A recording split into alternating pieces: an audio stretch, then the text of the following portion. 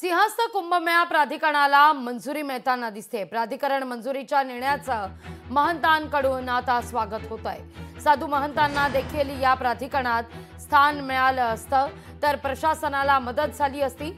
आनंद आखाड्याचे महंत शंकरानंद सरस्वती यांनी ही प्रतिक्रिया दिली आहे।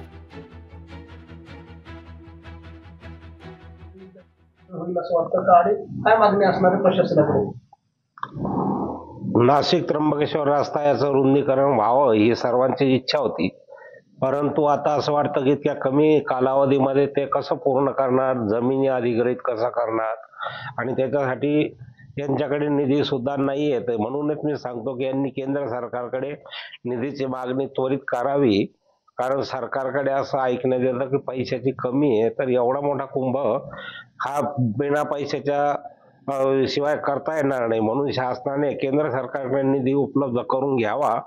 त्याचप्रमाणे आम्ही दुसरी एक मागणी केली की घोटीपासून जो समृद्धी महामार्ग जातो त्या रस्त्यापासून त्र्यंबकला एक महामार्ग जोडला पाहिजे, कारण समृद्धी महामार्गावरून त्र्यंबकेश्वरला ज्यांना नाशिकला जायचं नाही, ज्यांचा वेळ जास्त वाया जाणार नाही, खर्च होणार नाही, याकरिता हा अत्यंत उपयुक्त रस्ता ठरणार आहे। का मुंबईकडनं येणारे लोक, श्रद्धाळू पुणे, पश्चिम महाराष्ट्र, कर्नाटक आणि इकडनं विदर्भातून MP, मध्य प्रदेश, राजस्थान, तुमचे उत्तर प्रदेश, बिहार, बंगाल यांना सरळ नाशिकमध्ये शहरात न प्रवेश करता बाहेरच्या बाहेरून यांना त्र्यंबकेश्वरला यायला अत्यंत हा मार्ग उपयुक्त ठरणार आहे। म्हणून याच्यावर सुद्धा लक्ष गांभीर्याने दिलं पाहिजे आणि हा पण रस्ता करायला पाहिजे।